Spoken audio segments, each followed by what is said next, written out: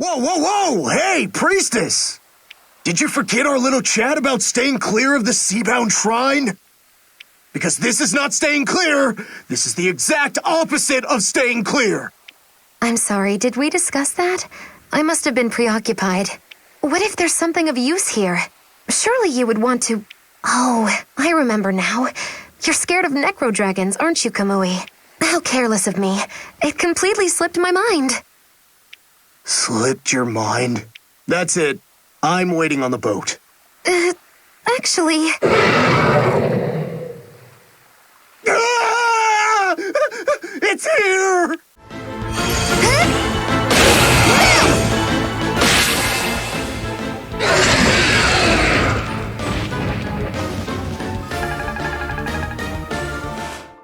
It's been 3 years since Fire Emblem Echoes Shadows of Valentia was released, a remake of the second game in the series.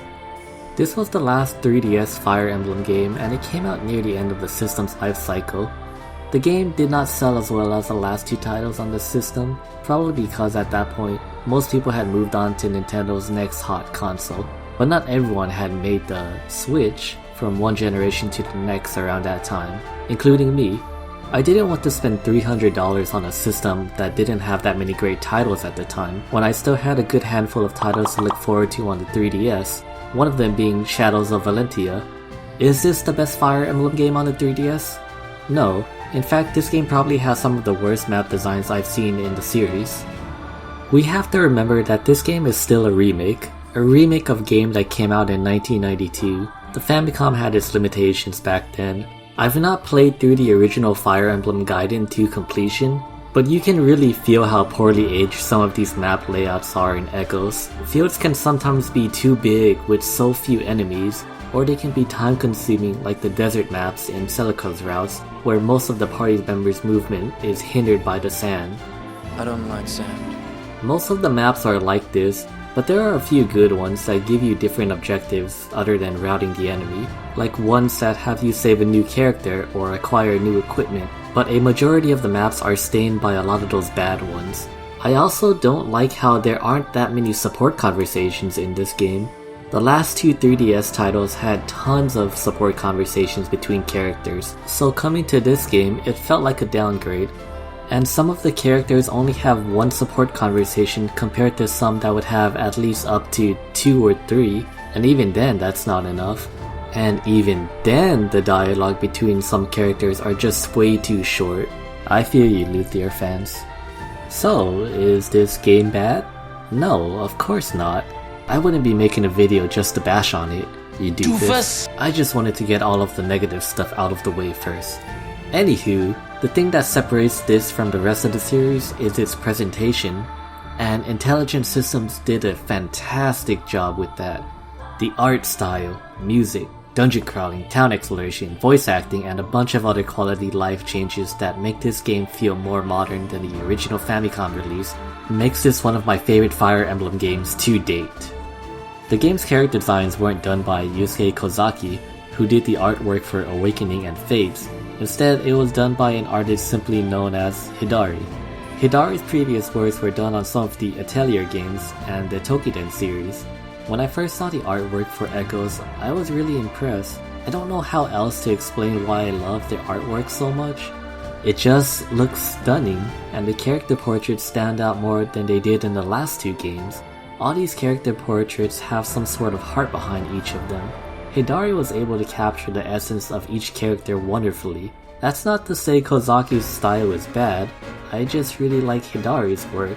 And you're going to be looking at these character portraits a lot, so bask in the glory of this great artist. Look at it!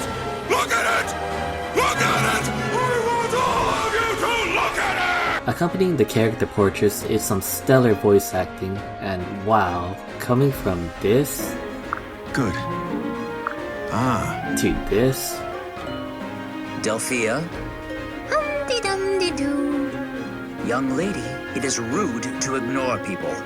No, it's rude to ignore nice people. So you don't count. It's incredible.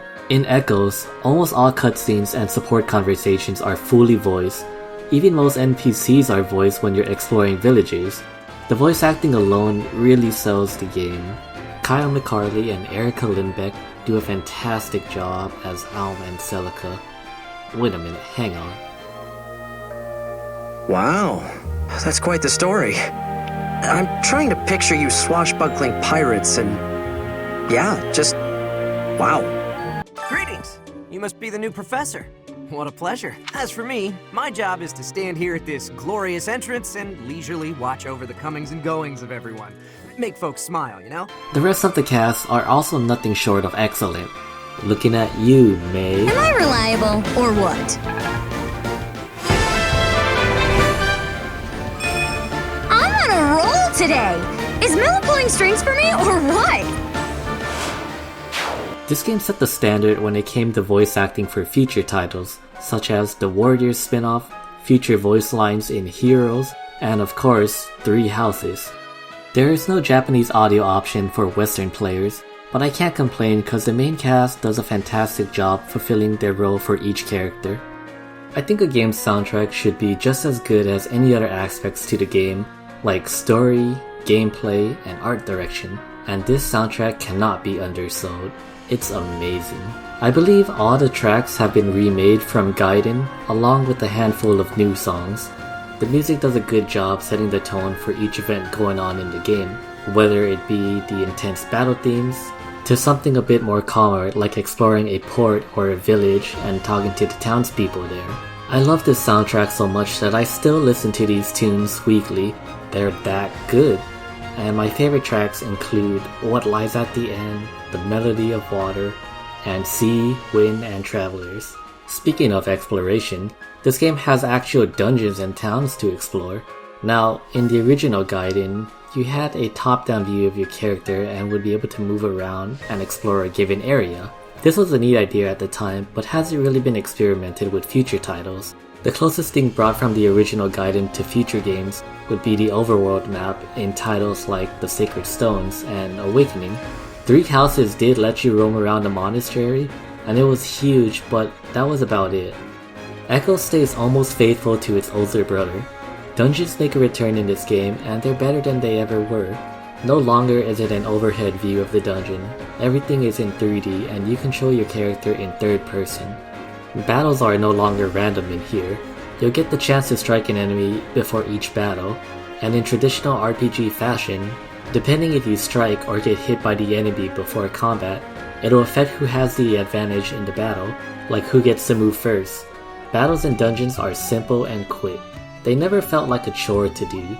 Sometimes you'd run into enemies that'll give you loads of XP, or sometimes you'll find enemies that'll give you a hard time but rewarding challenge. Towns aren't 3D like dungeons. Instead, they're presented like a point-and-click adventure game. You enter a town and are given a map of the area you can look around. Once in an area, you can move your cursor around and find items, talk to characters, buy materials, or just investigate things, Ace Attorney style. It's a shame villages aren't fully made in 3D, probably due to budget reasons. Intelligent Systems was probably still experimenting with the third-person view, which would later be used in Three Houses. But what they put here wasn't bad. Seeing Alm or Celica interact with random things lying around was always entertaining, as they'd say something random at times. Talking to villagers was also great. They would talk about their views of the war going on, or just give dialogue that kept me invested in the lore of this world. There's actually world building in here. Fates. This game is also very different from other entries. From what I just said about dungeons and towns to one of the most obvious changes, no weapon triangle. At first it felt weird without it, but I ended up getting used to it. The exclusion of the weapon triangle just made me use more combat arts. These were also introduced in this game. Some combat arts can do massive damage at the cost of a unit's HP. There's also a bunch of quality of life improvements that make this game on par with its 3DS predecessors. If you're familiar with the 3DS titles, you'll feel right at home with this one. Things like the speed up function and checking the movement range of the enemy is all there. There's also Milla's time wheel. I feel like this is a bit controversial to peers, but I very much enjoyed it. I play on classic mode and I would much rather use this than have to restart an entire map because I made a small mistake. I don't know how much more I can praise this game. It has its shortcomings with the map design, but it also set the standard for future titles. Three Houses was basically built on the foundation of this one. I'm glad IS got a bit experimental with echoes. It stands out from most of the other games in the series. I know plenty of people who missed out on this one because it came out at such a weird time.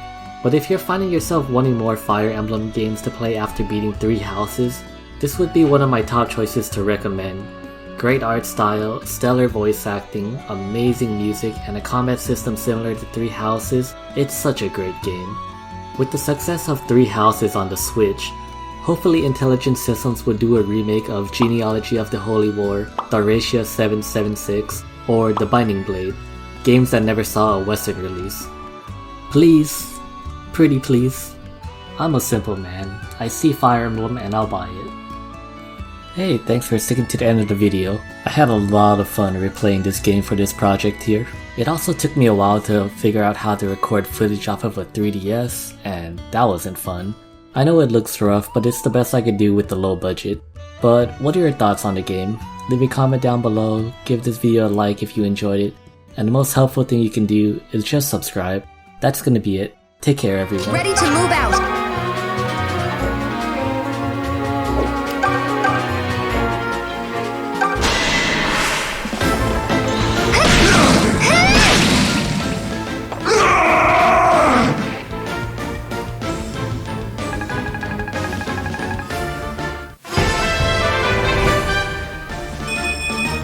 May this strength be enough to keep my...